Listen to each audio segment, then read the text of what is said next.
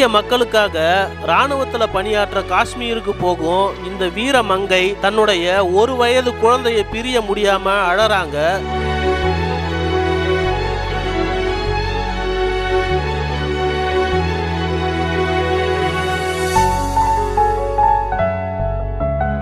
ரயில்ல ஏறினதுக்கு அப்புறமும் தன்னுடைய கைகளை நீட்டி மீண்டும் அவன் தன்னுடைய கைகளில் வந்து விட்டா நல்லா இருக்கும்னு ஏங்குறாங்க.